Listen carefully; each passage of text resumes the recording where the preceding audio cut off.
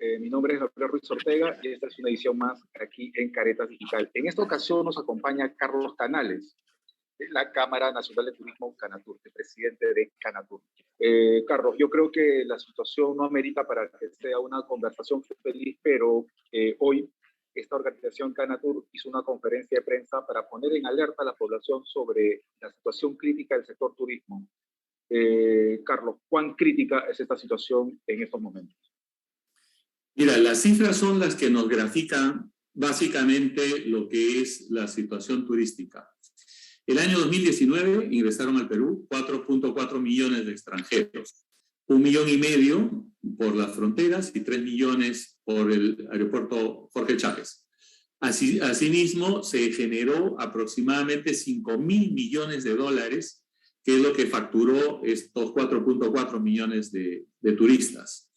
El año 2021 apenas hemos llegado a 440,000 extranjeros, de los cuales posiblemente hay un tercio de peruanos con pasaporte no nacional, que aparecen como extranjeros, pero son peruanos.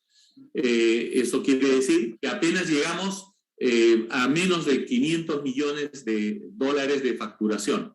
Entonces, si tú comparas las cifras del 2019 con las del 2021, estamos hablando del 10% de ingresos, ya sea como turistas o como recursos económicos que llegaron al Perú.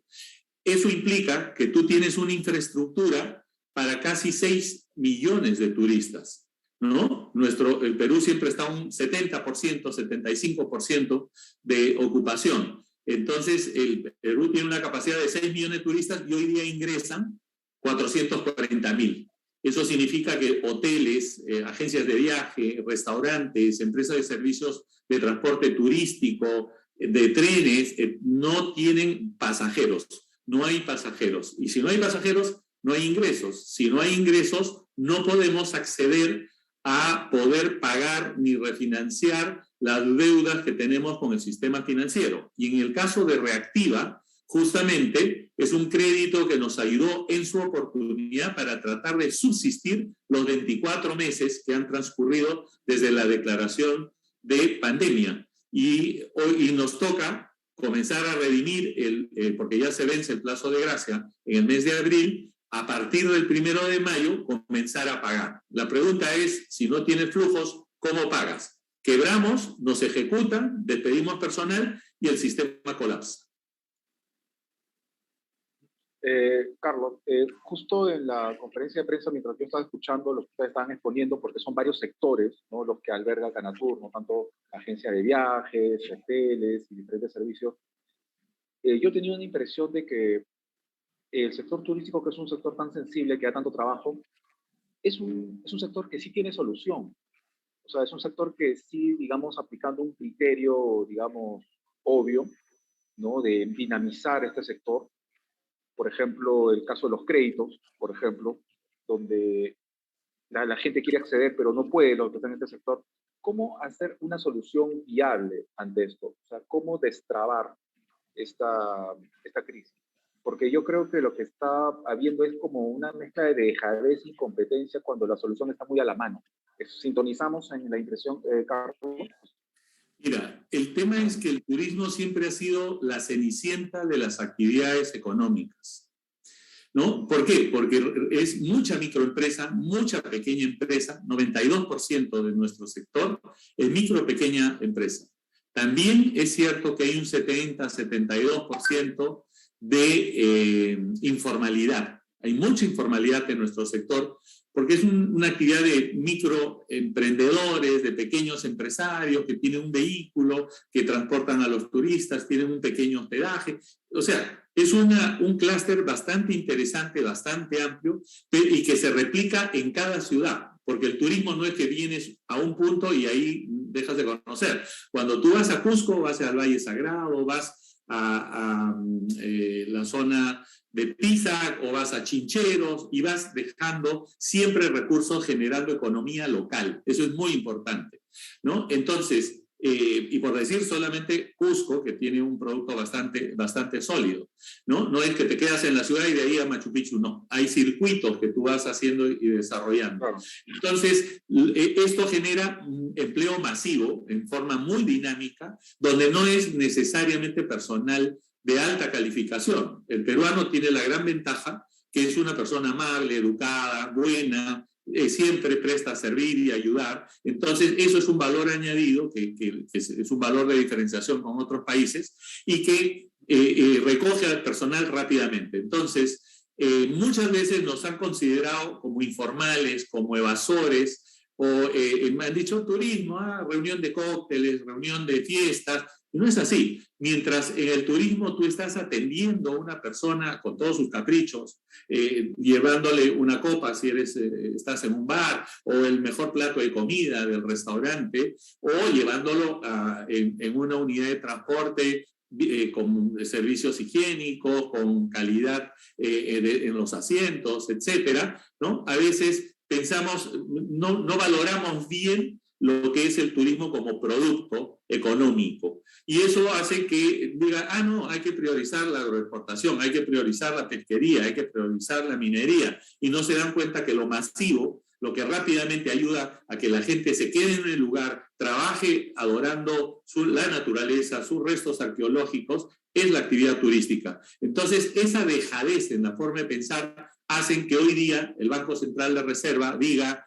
señores, la economía ya se reactivó, ¿no? El 90% de la economía está reactivada, por lo tanto, no hay necesidad alguna de reprogramar los créditos para ningún sector porque ya todos están activados. Si yo miro que solamente han llegado el 10% de los turistas con respecto al año 2019, significa que no estoy reactivado, que estoy pasándolas mal, porque tengo una infraestructura para 6 millones y han llegado 440.000 turistas. Entonces, es esa falta de sensibilidad y ser la cenicienta de las actividades económicas sin valorar que países como México, como República Dominicana, como España, viven generando el 18 o 20% y en algunos países hasta el 38% de su PBI. En el Perú tenemos 4% del PBI, pero formal.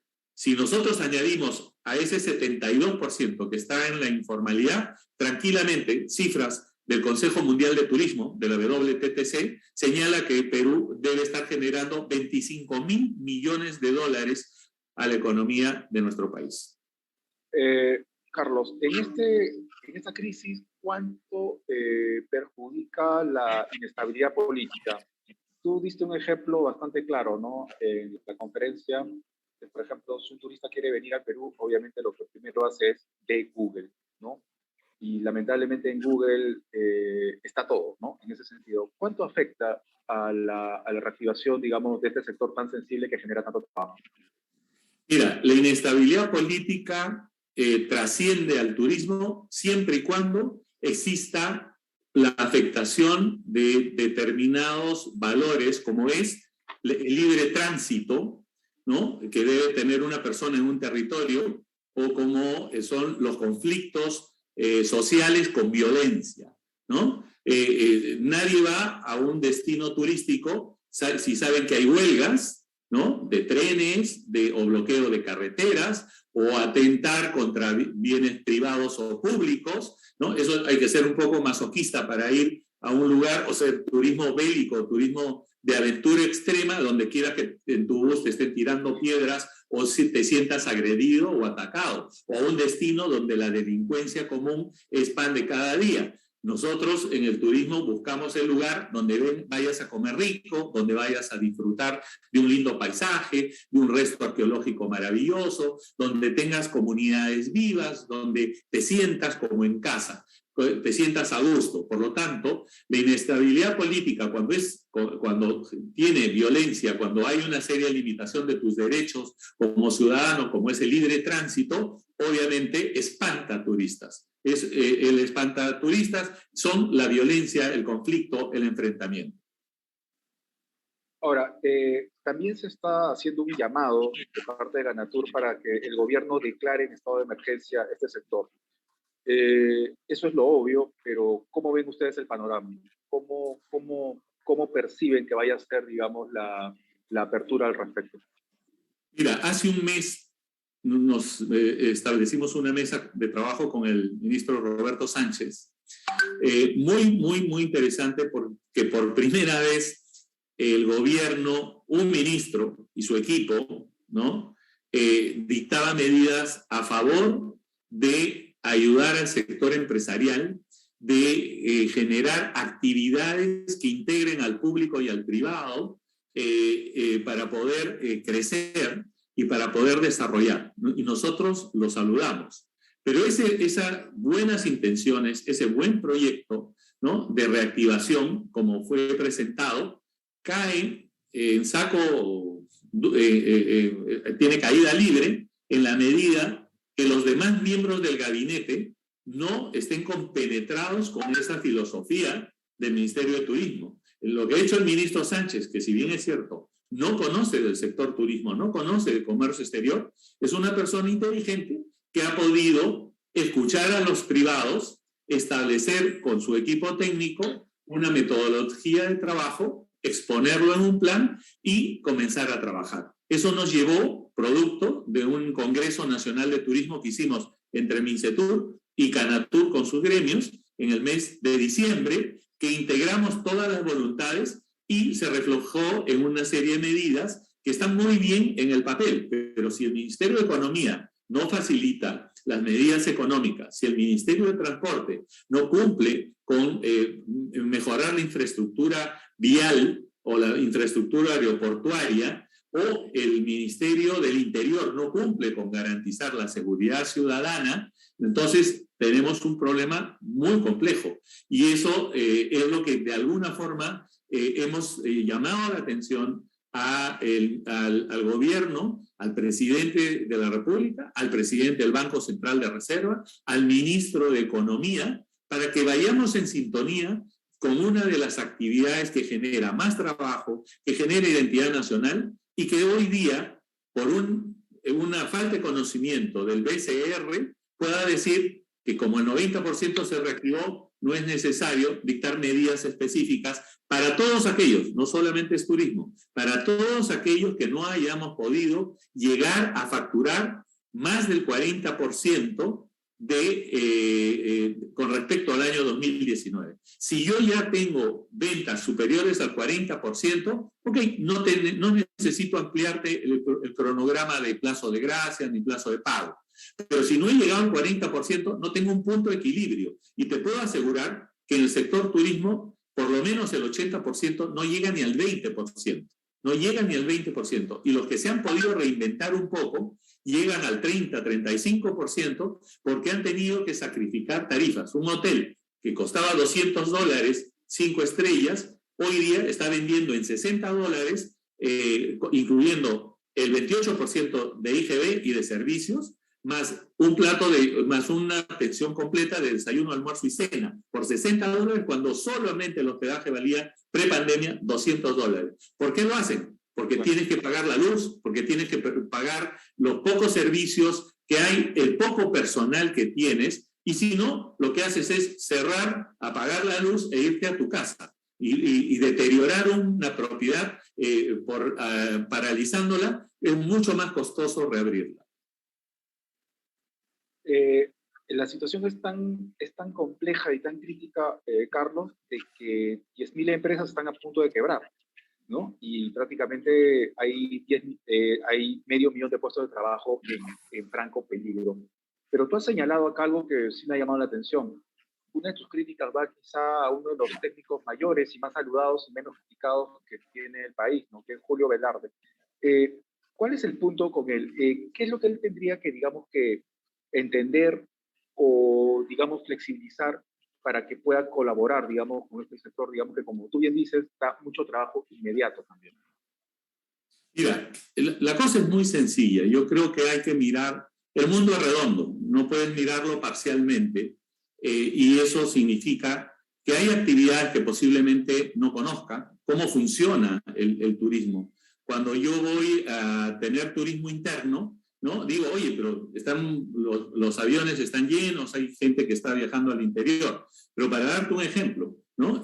Un turista extranjero genera un promedio de $250 por día, ¿no? Y se queda 10 días más o menos en el Perú. Un peruano genera entre 30 a $50 por día y se moviliza más o menos 4 a 5 días. Entonces, cuando tú piensas que el turismo interno está funcionando, y está funcionando, pero con respecto al año 2019, recién estamos en la tercera parte, o sea, de 48 millones de viajeros que teníamos el año 2019, hemos bajado a 15 millones. 15 millones. Este año posiblemente lleguemos a 25, 26, o sea, casi el 50%. Pero el turismo interno, que es el que más factura, que más trabajo da, porque el peruano usualmente se moviliza solo. Llamo a una agencia de viajes, me dan un programa para ir al Cusco y yo me voy por mi cuenta sin contratar guía o contrato gente local para que me lleve a determinado lugar, alquilo un taxi para que me lleve al Valle Sagrado. No estoy contratando una agencia que se encarga de proveerte todas las particularidades que tiene un viaje organizado para buscar que la experiencia sea de calidad, ¿no? Entonces, ese mecanismo de lo que es el clúster turístico hay que conocerlo. Hay que ser muy empático para darse cuenta que una agencia de viajes tiene aproximadamente 8 a 10 personas que se utilizan para poder dar toda la prestación, desde que tú llegas al aeropuerto, la movilidad y la persona que te recoge, luego te lleva al hotel, la persona que te recibe, luego la persona que te lleva al restaurante, luego el guía que te acompaña, la tienda de souvenirs, la tienda de artesanías, toda la experiencia en la búsqueda de diversión en la noche, ya sea en bares, en lugares de entretenimiento. O sea, es una experiencia muy completa. Tú sabes, Carlos, de que el tiempo en esta transmisión es tirano, pero también percibo en ti una indignación. ¿Hasta qué punto ya tu indignación? Porque yo creo que, como tú has estado explicando, las soluciones están, digamos, a la mano. Es simplemente tener voluntad y criterio para ello, pero ¿en qué situación están ustedes verdaderamente? O sea, ya están al borde de la desesperación, al borde, digamos, de... o sea, ¿cuánto más pueden aguantar ustedes ya como Canatur? Mira, la verdad, yo soy presidente 6 veces de la Cámara Nacional de Turismo. Me han tocado estos 2 últimos años en mi mandato, mi 6º mandato, pasar lo que nunca hemos pasado, porque la crisis del 2008 la pasamos, la crisis de la rabia en algún momento, del cólera, que fue lo que tuvimos hace muchos años atrás, hace más de 25 años. Todos lo pasamos, pero esta vez lo que estamos en el siglo XXI, sabemos que el turismo es el primer exportador de servicios en el mundo, que esta es una industria que moviliza 1.500 millones de personas, que factura casi 3 trillones de dólares y que en el Perú representa la base del sustento económico del 92% de las MIPES y pymes. Entonces, no entender la importancia de la actividad turística, soslayarla y decirle, bueno, pues si no son competitivos que cierren, no es así. O sea, este país se engrandece, disfruta, sacamos el cuerpo, nos hinchamos como pavos reales de Machu Picchu, las líneas de Nazca, ganamos el mejor premio de Dubái, nuestro equipo es el mejor del mundo, todo maravilloso. Pero cuando hay que meterse la mano al bolsillo para hacer inversiones y puedas hacerlo, es el privado el que apuesta y genera por ese bienestar. Y eso, de verdad, es mortificación, es falta de empatía a veces de las autoridades. Julio Velarde es un profesional de primera, reconocido banquero internacionalmente. Por lo tanto, su directorio y él tienen que entender, no son personas de poca formación, al contrario, son de elevadísima formación profesional y saben, porque ellos viajan por el mundo, qué es lo que representa el turismo. Y no darse cuenta que en vez de pedir nosotros, ellos deberían haber hecho ese ejercicio. Mira, este sector no está creciendo porque no hay turistas y al turista no le puedes obligar a ir a un país si no van por voluntad propia. Hay que extenderles el plazo porque esto es lógico. Entiendo también que el BCR dice, estos fondos no son sectoriales, yo no puedo darle solamente a turismo. Por eso nosotros hemos planteado que esta reprogramación se dé a todas aquellas empresas que no hayan podido llegar a facturar más del 40%. El equilibrio que tenemos para poder tener a la empresa, por lo menos para salir adelante, es un 40%. De tal forma que ese pedido está sustentado técnicamente y creo que debería darse sin necesidad de haberlo pedido. Bueno, Carlos, te doy las gracias. Espero que se haga la luz. Espero que el sentido común pues, se apodere de quienes tienen que apoderarse, porque este es un sector que siempre se ha visto de que da trabajo inmediato, ¿no? Tanto directo como indirecto. Mi nombre es Gabriel Ruiz Ortega. Ha estado con nosotros Carlos Canales de Canatur. Muy buenas tardes, Carlos. Gracias.